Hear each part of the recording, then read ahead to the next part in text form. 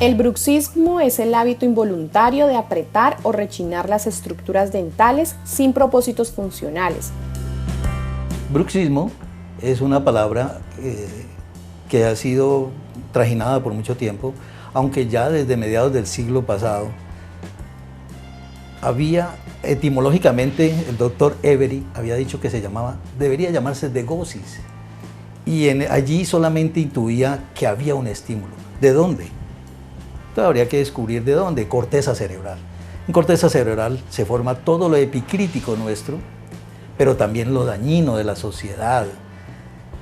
Todo cuando no somos capaces de soportar la represión, la insatisfacción, entonces la corteza cerebral se embota y le pasa todos los problemas a un nivel más bajo que se llama sistema límbico, el cual es el cerebro más alto de los animales y cual él sirve para el mantenimiento de la especie.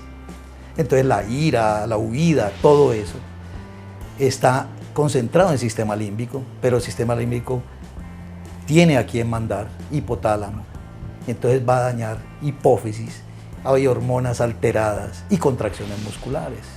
Entonces cuando llegamos a boca, donde es un complejo de una articulación complicadísima, la más móvil de todo el organismo, entonces el paciente puede empezar a sentir problemas, pero también cuando llegue el paciente hay que mirar que hay muchos daños.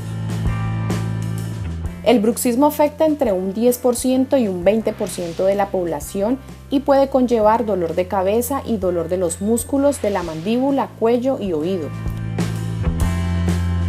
Si alguien detecta esos dolores en la boca, rechinamientos, cosas así, remítase también en lo general que algo debe estar pasando en el resto de su organismo.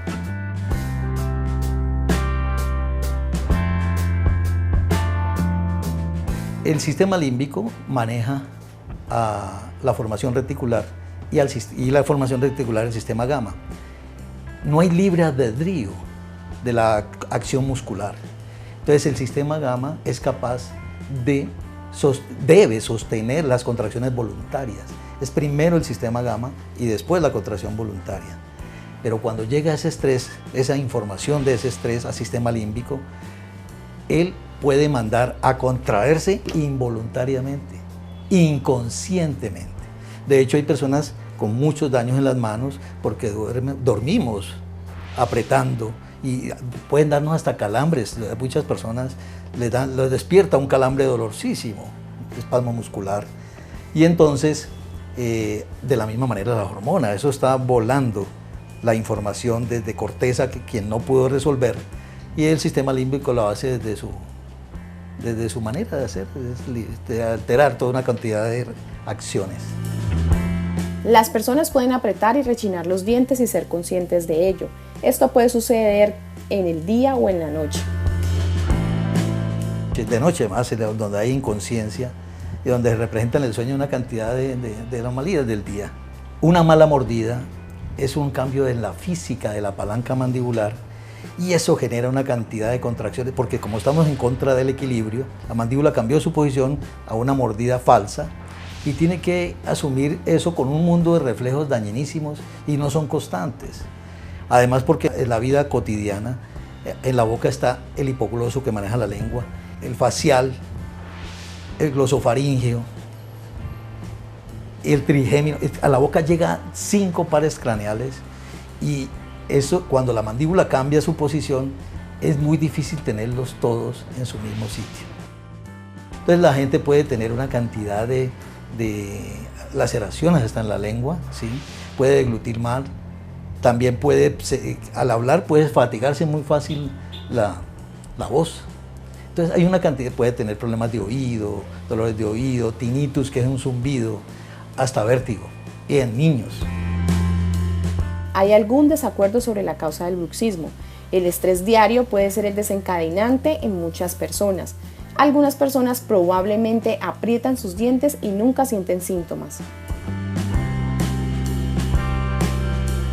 Imagínate la cantidad de glándula suprarrenal, adrenalina, tiroides, una cantidad de daños. Parece ser que de esa fatiga muscular en la boca parece que se libera ácido láctico. Cuando hay fatiga hay ácido láctico y de alguna manera llega a la boca y tú ves también unos daños terribles en las superficies dentales. Se desgastan de una manera significativa los dientes, obviamente va a dañar más la mordida, ¿sí? Y el paciente, como todos esos músculos van a cambiar su función, empiezan a doler y pueden remitir el dolor fuera del sistema.